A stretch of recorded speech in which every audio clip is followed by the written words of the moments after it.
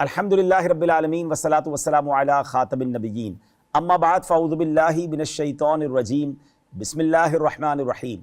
السلام علیکم ورحمۃ اللہ وبرکاتہ۔ ناظرین، پروگرام ہے بات ہے پچھلے زمانے کی۔ آج کس قوم کی بات کرنی ہے، آج کس زمانے کی بات کرنی ہے؟ یہ داستان ایک ایسے نبی کی جنہیں موت نہیں آئی بلکہ انہیں لینے کے لیے آسمان سے ایک سرخ سواری اتری۔ سوال یہ ہے کہ آخر وہ کون تھے اور ان کی قوم نے وہ کون سا ایسا گناہ کیا تھا جس کی سزا دینے کے لیے آسمان نے 3 سال تک پانی کا ایک قطرہ برسانے سے بھی انکار کر دیا تھا۔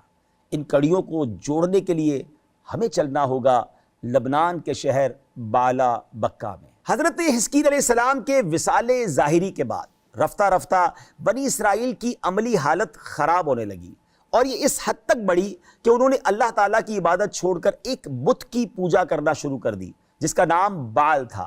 یہ بت سونے کا بنا ہوا تھا، اس کی لمبائی 20 گز تھی اور اس کے 4 منہ تھے۔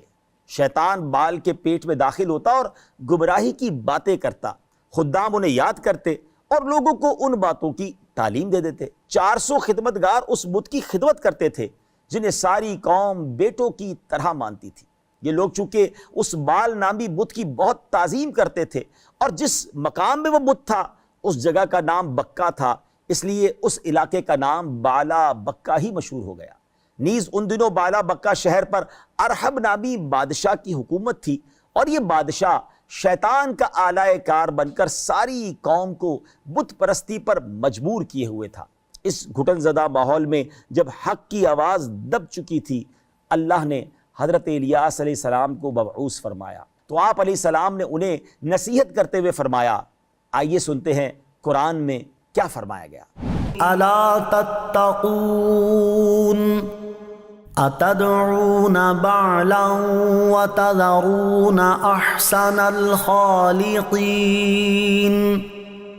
اللہ ربکم ورب آبائکم الاولین۔ کیا تم ڈرتے نہیں؟ کیا تم بال یعنی بت کی پوجا کرتے ہو اور بہترین خالق کو چھوڑتے ہو؟ اللہ جو تمہارا رب اور تمہارے اگلے باپ دادا کا رب ہے۔ قوم نے جب حضرت الیاس علیہ السلام کی نصیحت قبول کرنے کی بجائے اللہ تعالیٰ کی وحدانیت اور آپ علیہ السلام کی رسالت کو جھٹلایا، اس تکذیب کی وجہ سے قوم پر دنیاوی عذاب آیا یا نہیں، اس کے بارے میں تو اللہ تعالیٰ ہی بہتر جانتا ہے۔ البتہ قیامت کے دن اس قوم کے کفار ضرور عذاب الہی میں مبتلا ہوں گے اور ہمیشہ جہنم میں رہیں گے، اور ان کے برعکس اللہ تعالیٰ کے وہ برگزیدہ بندے جو حضرت الیاس علیہ السلام پر ایمان لائے، یہ عذاب سے نجات پائیں گے۔ آپ علیہ السلام کی تبلیغ و نصیحت سے کچھ لوگ ایمان تو لے آئے اور دیگر افراد اپنے کفر و سرکشی پر قائم رہے، پھر گزرتے وقت کے ساتھ ساتھ شہر کا بادشاہ ارحب آپ علیہ السلام کا جانی دشمن بن گیا اور آپ کو معاذ اللہ شہید کرنے کا ارادہ کر لیا۔ تفسیر ابن جریر طبری میں ہے کہ حضرت الیاس علیہ السلام کی طرف وحی کی گئی، ہم نے تمہیں لوگوں کے رزق کے معاملات کا اختیار دے دیا ہے، اب یہ تمہارے ہاتھ میں ہے، تم جس کو چاہو اجازت دو۔ یہ سن کر حضرت الیاس علیہ السلام نے دعا کی، اے اللہ ان پر بارش روک لے۔ چنانچہ بنی اسرائیل پر 3 سال تک بارش بند رہی۔ نتیجہ کیا ہوا؟ مویشی، کیڑے مکوڑے، جانور، درخت سب تباہ ہو گئے اور لوگ سخت مشقت اور بھوک میں مبتلا ہو گئے۔ جب حضرت الیاس علیہ السلام نے بنی اسرائیل کے خلاف یہ دعا کی تو وہ لوگ آپ کی جان کے دشمن بن گئے۔ اب آپ روپوش ہو گئے کیونکہ وہ آپ کو نقصان پہنچانا چاہتے تھے۔ جہاں کہیں حضرت الیاس علیہ السلام ہوتے، اللہ تعالیٰ وہاں ان کے لیے رزق پہنچا دیتا تھا۔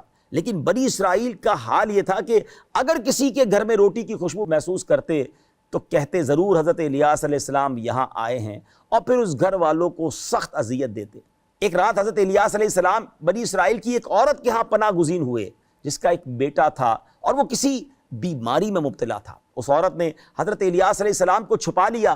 حضرت الیاس نے اس بیٹے کے لیے دعا کی تو وہ بیماری ٹھیک ہو گئی۔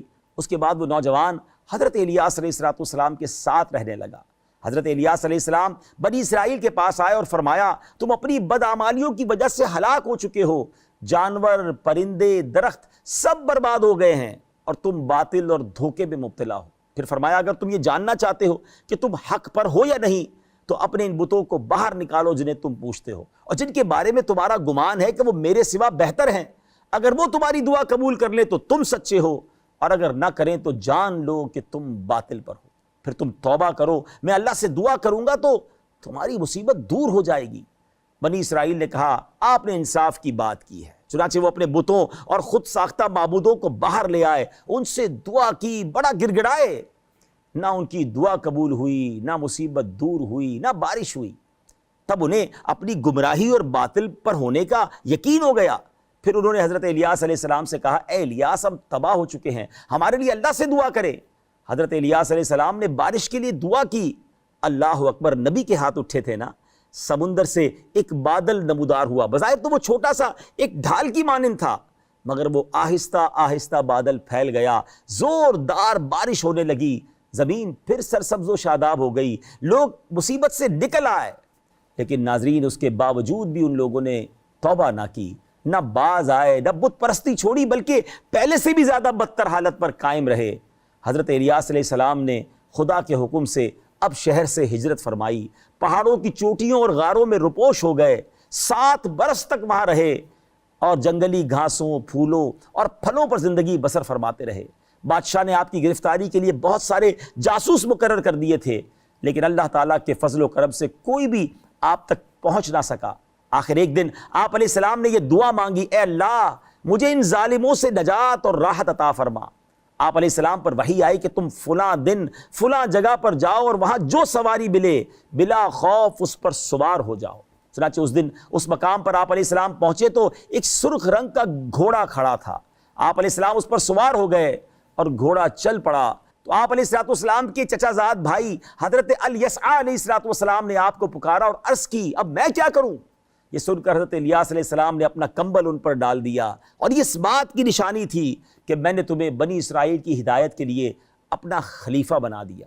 پھر اللہ تعالیٰ نے حضرت الیاس علیہ السلام کو لوگوں کی نظروں سے اوجھل فرما کر کھانے پینے سے بے نیاز کر دیا اور آپ کو فرشتوں کی جماعت میں شامل فرما لیا۔ ناظرین، حضرت خضر علیہ السلام کی طرح حضرت الیاس علیہ السلام کی حیات کے بارے میں مؤرخین اور مفسرین نے تفصیلی بحث کی ہے، اور راجع یہی ہے کہ آپ علیہ السلام بھی ابھی تک زندہ ہے۔ روحانی طور پر اللہ تعالیٰ کی طرف سے خشک زمین کے انتظامی معاملات آپ کے سپرد ہیں، جیسے فرشتوں کی کائنات کے امور میں ذمہ داریاں ہیں جو قرآن میں بیان فرمائی گئیں۔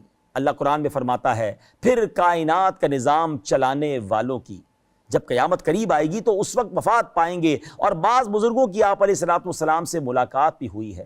ابن ابی رواد رحمۃ اللہ تعالی سے روایت ہے کہ حضرت الیاس اور حضرت خضر علیہ السلام بیت المقدس میں رمضان کے روزے رکھتے ہیں، ہر سال حج کرتے ہیں اور زمزم شریف پیتے ہیں جو انہیں آنے والے سال تک کے لیے کافی ہوتا ہے۔